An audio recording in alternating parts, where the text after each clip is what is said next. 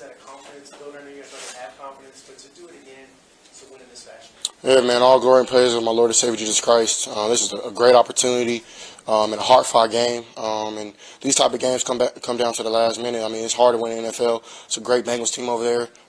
They proved it week in and week out. But I think we came in with a mindset that we won't be denied. And that was huge for us. We fought until the end. It wasn't easy, and it wasn't how we would draw it out. But I mean, that's what this league is about, those tough wins. So all glory goes to God, man. And I'm super blessed to be able on this Texas team and play with my teammates. Man, I love my teammates to death. We had no doubt that everything was in our favor going into that last drive. We knew that we can go down and get a field goal or score. So it was a blessing to pull out the dub. DJ, at what point, you said at some point you came to him and said, hey, we got you, we have this. When did you say it to him, and where does that level of belief come from? Because like you said, it's hard to do this in the national. Yeah, man, it was after I threw the interception, I think they had scored. And I let them know, man, like, I got your back. Like, I know I made a mistake, but that one play doesn't define me, and I'm gonna go prove myself again. And I think we had a great day offensively, ran the ball really well, threw the ball really well. But those last 4-minute drills, man, I got to be better. I can't turn the ball over right there, but it's all about toughness in this league. How tough you are. I took a lot of big hits this game and things like that, but my O-line, they fought their tail off. I think that's where we won the game, was our O-line. We handled 91. I was on our keys to victory. He's a heck of a player. LT was sitting on that guy and had a great game. And then our receivers ran great routes. The rest of my O-line blocked their tail off. And Motor, man, like Motor and I'm tripping, and MB. And MB, man, they were the focus point of this game, man. We needed them big time, and they've been in tough games like this. Motor being with the Bills, and then MB being with the Cowboys. They know how hard it is to win in an environment like that. So we lean on them guys, and they make plays. TJ, Coach talked about you having calm in the chaos. How do you find that, or how do you come up with that? For me, I mean, it's a lot of prayer. A lot of just knowing that, man, God wouldn't put anything on me that I can't handle. I don't deserve His grace and His mercy, but He still gives it to me, and I love Him for that. Because I mean, it's not about me; it's about Him and His glory. So I think that's where it comes from. I think God made me like that. I've been through a lot, not only in football, but things that made me just kind of chill during when everything's going crazy.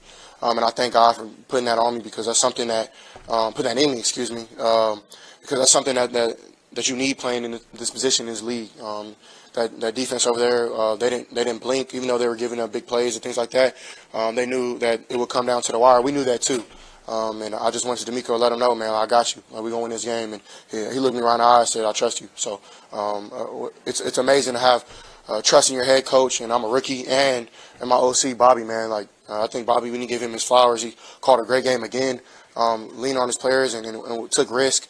And I appreciate him for even doing that. What happened to the interception? How long did it take you to snap back in and say, we still got to keep Cam made a hell of a play. I've been playing against him since college, and have a lot of respect for that guy. He's really smart. We ran that play the drive before we got a big completion. So he told me too. I talked to him, and he was like, "Man, I knew it was coming." So we undercut it. Their defensive end played upfield. And I had to step up in the pocket, and I didn't want to take a sack. So I tried to lay it over him, and he looked up right when I threw it, and he picked it. And it was a heck of a play. Tank probably almost saved the day right there, which is giving our defense a blade of grass to stand on. But, I mean, it's something I can't do in the future, but it's a great learning experience, especially to come out with a dub with that. And then did you just immediately throw it away? I mean, I was a little upset and dang, but at the end of the day, what is that going to do? I mean, it's not going to do anything for me. I have to move on to the next play. And, I mean, I had such a great game at that point. I had a lot of great plays instead of that negative play. I can't just harp on that one negative play and go back to what I was doing. And the next drive, Bobby put the ball in my hands, and we made plays. I remember you told me that you enjoy road games. I remember you using the term, walking to your trap, take over the trap. To win a ball game like this against a contender like this in a state that you used to play in, how satisfying is this? It's a blessing, man.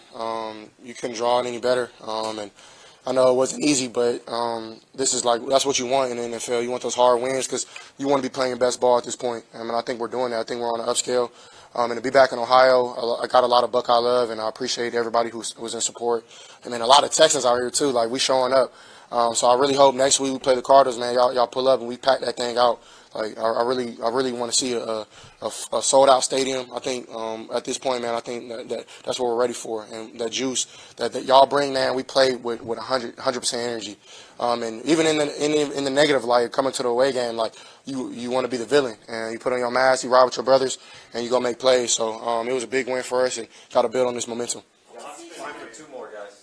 CJ, one thing Coach Ryan said was that we don't care about the outside noise, but this game felt like a statement win for a young team that has believed in itself from jump, regardless of what anybody else thought. Yeah, I mean, you can tune into what everybody else saying, but they're not in our shoes. We're the men in the arena. We're the one lacing it up, taking the hits, doing what we have to do to win.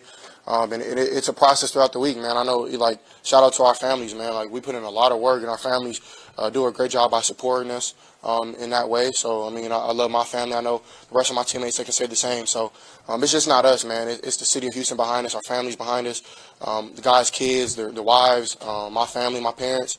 Like, a lot of people are behind us in this thing, and I think we're proving a lot of people right who believe in us, and that's all that matters. So, we're not trying to prove nobody wrong. CJ, 2 weeks in a row, you've had the game-winning drive. Can you just take us through what your offensive linemen are doing in those situations? I mean, they look me in the eyes and, man, I trust you with this moment. And that means a lot to me from left to right. I mean, a lot of meaningful ball has been played on different teams. This team, like, I think they were saying, like, man, there was like 8 or 9 games last year that came down to the wire like that. And I think we lost every single one of them. So the hope that we have in 2-minute drill, like, that really goes to our coaching and just us being playmakers. We do 2-minute drills on Wednesday and Thursday. Just trying to get that down because, I mean, that's a lot of these games are won in 2 minutes. So my linemen, we don't move without them, like I told you last week. They're the focus point of our team. So my linemen had a great game. We're going to finish with DJ and then Jonathan. You mentioned, I think, around training camp, right before training camp, that you guys were going to shock the world. You guys really believed in your roster. What was it? What really were you seeing from the team that made you really believe that you guys were going to be able to do something great this year?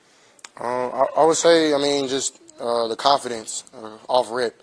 And it wasn't built overnight. Like, this thing took a minute, a lot of moving parts. And, I mean, you see, I mean, we've been injured too, which hasn't been helpful. So these have been, like, the last couple of games we've actually been able to play at a capacity. Like, we're still missing a couple pieces. Missed Nico today. Can't wait to get him back. But I think you can see, like, no matter who's up, man, we're next player mentality. That's what you have to do in this league. So, and I think Michael Dieter has stepped in and done an amazing job. And I really appreciate him just being, like, not only a ball player, but being really, really vocal. Because coming into that point where JP was playing really well, it's hard to come in and that, you know. So I think this team from when OTA started, we built confidence. My bad if you answered this, but you know, how important was it to get the running game going, and how did that open up new season? Yeah, Motor, he ran the ball really well. Like I said before, it starts up front. Those guys were moving. Those guys, that's a solid, really good D-line. Backers fill their gaps really well. And Motor was making people miss. On top of that, we were getting to our second-level defenders and moving around. So I think once we get the running game going, I mean, you can see the play action starts working, the drop-back pass, everything. It makes my job a lot easier. So shout out to the running game, and we got to keep that going. Thank you. All right, thank y'all. God bless.